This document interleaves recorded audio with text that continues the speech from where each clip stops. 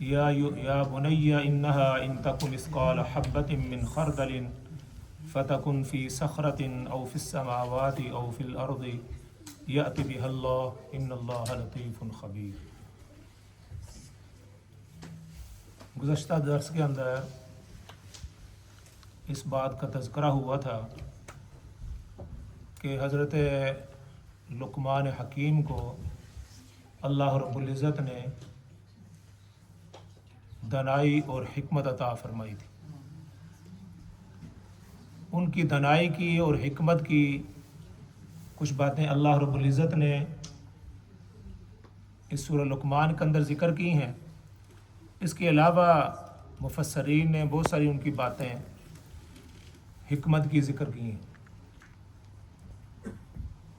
ابن کثیر نے لکھا ہے کہ یہ غلام تھے اور ان کے آقا نے ایک مرتبہ ان کو ایک بکری دی اور اس کو کہا کہ اس کو ذبح کر کے اس کی جو دو بہترین چیزیں ہیں وہ لے کر آؤ۔ اس کی جو دو بہترین چیزیں ہیں یعنی جو گوشت ہوگا وہ لے کر آؤ۔ یہ گئے اور اس کا دل اور زبان لے کر آئے۔ انہوں نے کہا کہ یہ سب سے بہترین چیزیں اس گوشت کے اندر۔ ایک مرتبہ پھر انہوں نے کسی دوسرے موقع پر ان کو پھر بکری دی اور کہا کہ جاؤ۔ وہ ان کی آزمائش کرنا چاہتے تھے، ان کو پتہ تھا کہ یہ کس طرح کا شخص ہے اور کس طرح کا بندہ ہے۔ اس سے دنائی کی باتیں اور حکمت کی باتیں اس کے ذریعے سے معلوم ہوتی ہیں۔ انہوں نے کہا کہ اچھا بکری کو لے جاؤ اور اس کی جو سب سے بدترین چیزیں ہیں وہ لے کر آؤ، یعنی سب سے بری چیزیں وہ لے کر آؤ۔ یہ گئے اور اسی طرح زبان لے آئے اور دل لے آئے۔ انہوں نے کہا یہ بہترین چیزیں بھی یہی ہیں اور یہ بدترین چیزیں بھی یہی ہیں۔ زبان اگر انسان کی درست کام کرے تو بہترین چیز ہے، اچھے اخلاق کا مظاہرہ کرے، قرآن کی تلاوت کرے، ذکر و اذکار کرے تو بہترین ہے۔ اسی زبان سے اگر چغل خوری کرے، غیبت کرے، جھوٹ بولے اور گالی گلوچ کرے تو یہ بدترین ہے۔ نبی پاک صلی اللہ علیہ وسلم نے حضرت عقبہ بن عامر رضی اللہ عنہ کو ارشاد فرمایا تھا جب انہوں نے ان سے پوچھا کہ ما نجات المؤمن، یا رسول اللہ مسلمان کی نجات کس میں ہے؟ فرمائے احرس لسانک، اپنی زبان کو کنٹرول میں رکھو۔ تو زبان انسان کو آسمان سے فرش پر لے آتی ہے اور فرش سے آسمانوں پر لے جاتی ہے۔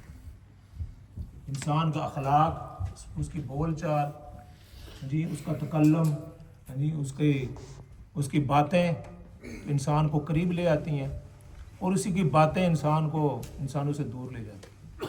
تو فرمایا کہ یہ سب سے بہترین چیزیں بھی ہیں اور سب سے بدترین چیزیں بھی ہیں۔ اور دل کے بارے میں رسول اللہ صلی اللہ علیہ وسلم کی یہ حدیث بڑی معروف ہے، الا ان فی الجسد مضغۃ اذا صلحت صلح الجسد کلو۔ انسان کے جسم کے اندر ایک ایسا گوشت کا لوتھڑا ہے، اذا صلحت صلح الجسد کلو، جب وہ درست ہوتا ہے تو انسان کا تمام جسم درست ہوتا ہے۔ کوئی بھی جب آدمی کام کرتا ہے برائی کا یا اچھائی کا تو وہ کہتا ہے میرا دل چاہ رہا تھا میں یہ کروں، چوری کرنے کا دل چاہ رہا تھا، جی بدماشی کرنے کا دل چاہ رہا تھا، یا نماز پڑھنے کا دل چاہ رہا تھا۔ اچھا، سب سے پہلے انسان کا دل اس کو اس چیز کی طرف آمادہ کرتا ہے، نماز کی طرف آمادہ کرتا ہے، جی۔ تو اس لیے فرمایا کہ رسول اللہ صلی اللہ علیہ وسلم نے یہ ایسا لوتھڑا ہے، اگر یہ درست ہوا تو سارا جسم اس کا درست ہوگا۔ وَإِذَا فَسَدَتْ فَسَدَ الْجَسَدُ كُلُّهُ، اور جب یہ خراب ہوتا ہے تو پورے کا پورا جسم جو ہے اس کے اعضاء، اس کا دیکھنا، اس کا چلنا، اس کا پھرنا، وہ سارا فساد کا سبب بن جاتا ہے۔ الا وہی القلب، فرمایا کہ وہ کیا ہے، وہ دل ہے، جی۔ تو لقمان حکیم لے کر آئے زبان کو اور دل کو، یہ اگر درست ہوں گے، دل اگر درست ہوگا تو سارے اعمال درست ہوں گے، اور زبان اگر درست کام کرے گی تو معاشرے کے اندر اور بہن بھائیوں کے اندر، گھر کے اندر ایک اچھائی کی فضا ہوگی، اچھے تعلقات ہوں گے۔ اسی زبان کی وجہ سے انسان بہت سارے غلطیوں کے اندر پڑتا ہے، بڑے فسادات کے اندر پڑتا ہے۔ عربی کا ایک مقولہ بھی ہے، جراحات السنان لها التیام ولا یلتام ما جرح اللسان۔ جراحات السنان لها التیام ولا یلتام ما جرح اللسان۔ زبان کے لگائے ہوئے زخم نہیں ختم ہوتے، زبان کے لگائے ہوئے وہ زخم ختم نہیں ہوتے، تلوار کے لگائے ہوئے جو زخم ہے وہ ختم ہو جاتا ہے۔ تلوار کا جو زخم ہے، کسی نے کسی کو لگایا تو وہ ختم ہو جاتا ہے، مندمل ہو جاتا ہے کچھ عرصے کے بعد، لیکن زبان سے لگایا ہوا اور بات کہی ہوئی وہ آدمی کبھی ختم نہیں ہوتا۔ بڑا عرصے کے بعد بھی آدمی کہتا ہے یار اس نے فلاں جگہ پر فلاں وقت مجھے یہ بات کہی، آج تک میں نہیں بھولا، چاہے 20 سال گزر جائیں، 40 سال گزر جائیں، آدمی اس بات کو بھولتا نہیں۔ تو اس لیے کہتے ہیں کہ ہمیشہ جب زبان سے کوئی بات بولو تو پہلے تولو تو پھر بولو۔ یہ ایک چھوٹا سا یہ بھی مقولہ ہے، پہلے تولو پھر بولو۔ اور فرمایا کہ پھر ما یلفظ من قول الا لدیہ رقیب عتید، کوئی بھی آدمی زبان سے لفظ نکالتا ہے تو وہ لفظ ختم نہیں ہوتا، وہ لفظ برقرار رہتا ہے۔ جیسے انسان کو نہیں بولتا، 20 سال اگر پہلے بھی اس نے کوئی بات کی ہو، ہمیں بھی یاد ہے ہمارے استاد نے یا ہمارے کسی ملے نے، کسی لڑکے نے کوئی بات ایسی کہی تھی تو آج تک نہیں بھولتی۔ تو اس لیے فرمایا کہ جو انسان پر تلوار کا زخم ہے وہ مندمل ہو جاتے ہیں، تو زبان کے زخم یہ مندمل نہیں ہوتے۔ تو اس لیے جب بھی آدمی بولے تو پہلے تولے اور پھر بولے۔ یہ ضرور اپنے ذہن میں رکھے کہ اس سے کسی کی دل آزاری تو نہیں ہو رہی اور کسی کو اس سے تکلیف تو نہیں ہو رہی۔ اور اسی طرح فرمایا کہ حکمت کی جو اللہ رب العزت نے کو باتیں بتلائی تھی، وَلَقَدْ آتَيْنَا لُقْمَانَ الْحِكْمَةَ أَنِ اشْكُرْ لِلَّهِ۔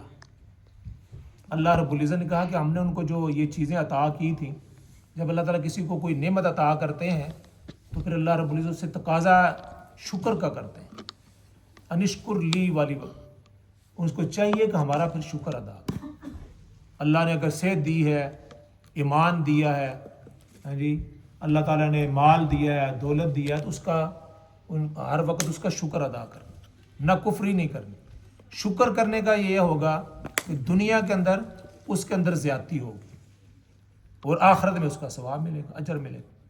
دنیا کے اندر کیا ہوگا، جو چیز اللہ نے دی ہے اگر آدمی شکر کرے گا تو اس کے اندر بڑھوتری ہوگی، فائدہ ہوگا، بڑھے گی چیز۔ لیکن اگر نہ شکری کرے گا تو وہ پھر چیز اس سے چھین لی جائے گی اور آخرت کے اندر اس کی سزا بھی ہوگی۔ اگر اس نے شکر کیا تو اس کو جزا اس کی ملے گی۔ تو فرمایا کہ الحکمت ضالۃ المؤمن، حکمت کے بارے میں یہ بھی فرمایا کہ یہ مسلمان کی گم شدہ متاع ہے۔ حکمت کی جو باتیں ہیں، حکمت جو ہے، حکمت کا ایک ترجمہ مفسرین نے علم بھی کیا ہے۔ حکمت کا ایک تو ہے کہ دانائی کی باتیں، فہم و فراست، اور دوسرا ہے کہ علم ہے۔ اور یہ جہاں سے بھی ملے، کہاں سے ملے گی، وہ اسی طرح کے محفلوں میں، مجلسوں میں، دروس میں، جب آدمی کسی دنا آدمی کے پاس بیٹھے گا تو اس کو دنائی کی باتیں ملیں گی، جب آدمی کسی بیوقوف کے پاس بیٹھے گا تو وہ پھر بیوقوف کی باتیں، کرکٹ والوں کے پاس بیٹھے گا تو وہ کرکٹ کی باتیں کریں گے، ہاکی والوں کے پاس بیٹھیں گے تو فٹ بالر کا جو شوقین ہے اس کے پاس بیٹھیں گے، وہ سارے فٹ بال کی باتیں کریں، میسی نے یہ کیا، فلانے رونالڈو نے یہ کیا، فلانے اتنے گول کیے، فلاں کیے، تو وہ باتیں وہ فٹ بال کی کریں۔ اگر آپ خوشبو والے آدمی کے پاس بیٹھیں گے جو بیچ رہا ہے تو وہ آپ کو وہاں سے خوشبو حاصل ہوگی، اور اگر آپ کسی بھٹی والے کے پاس بیٹھیں گے جو دھوئیں کا کام کرتا ہے تو پھر وہ آپ کو دھواں وہاں سے ملے گا۔ اس لیے کہتے ہیں نا صحبت ترا طالع کنند صحبت سالے ترا سالے کنند. بروں کی محفل میں بیٹھو گے تو برو ہوگے، اور اگر اچھوں کی محفل میں بیٹھو گے تو اچھے ہو. تو لہٰذا یہ ہے کہ آدمی جو حکمت کی باتیں ہیں وہ حکمت کی مجلسیں ہیں، یعنی علم کی مجلسیں ہیں، آدمی بیٹھنے کی کوشش کرے تو وہاں سے انشاءاللہ اس کو وہ الحکمت مخافت اللہ. رسول اللہ صلی اللہ علیہ وسلم نے یہ بھی شاید فرمایا کہ حکمت جو ہے وہ حکمت اللہ کے خوف کی یہ جڑ. جس کے پاس آدمی علم ہوتا ہے، حکمت ہوتی ہے، پھر وہ اللہ تعالیٰ سے خوف کھاتا رہتا ہے، اللہ تعالیٰ سے ڈرتا رہتا ہے، کیونکہ علم جو ہے وہی اللہ کا تعارف کرتا ہے. جاہل آدمی کو تو اللہ کا تعارف نہیں ہوتا، تو آدمی اسی کو تعارف ہوتا ہے جو اللہ تعالیٰ کو جانتا ہے. تو یہ آج کا درس اتنا ہی ہے. کل جو حضرت لقمان علیہ السلام نے اپنے بیٹے کو نصیحتیں کی، ایک تو کل اس کا ذکر کر دیا تھا کہ وَغْضُضْ مِنْ صَوْتِكَ، انہوں نے اپنے بیٹے کو کہا تھا بیٹے اپنی جو ہے نا آواز کو ہمیشہ پست رکھنا، بولتے ہوئے اونچی آواز سے بات کرنا. یہ کوئی بڑائی کی بات نہیں ہے، بلکہ یہ عیب کی بات ہے. جو آدمی اونچی آواز سے بات کرتا ہے اس کو معاشرے کے اندر بھی آدمی پسند نہیں کرتا. ہمیشہ دھیمی آواز سے مختصر اور دھیمی آواز سے بات کریں گے تو اس کو جو ہے نا وہ معاشرے کے اندر پسند بھی کیا جاتا ہے. تو حضرت لقمان نے فرمایا کہ ان انکر الاصوات لصوت الحمیر، بری جو آواز ہوتی ہے وہ اور اونچی آواز وہ گدھے کی، یعنی گدھے کے آواز کے ساتھ اس کو تشبیہ دی ہے. جو آدمی بہت اونچی آواز میں بات کرتا ہے تو ہمیشہ بندہ یہ کوشش کرے، خاص کر مسجد کے اندر آ کر ہمیشہ دھیمی آواز سے، کیونکہ مسجد ایسی چیز جگہ ہے جہاں کوئی تلاوت کر رہا ہے، کوئی نماز پڑھ رہا ہے، نہ بھی پڑھ رہا ہو لیکن اس کا جو تقدس ہے، اس کا جو اس کا ادب ہے، اس کا تقاضا یہ ہے کہ وہ انتہائی نرم گفتگو کرے اور آہستہ آواز سے گفتگو کرے. اللہ تعالیٰ مجھے بھی اور آپ کو بھی اس کی توفیق عطا فرمائے.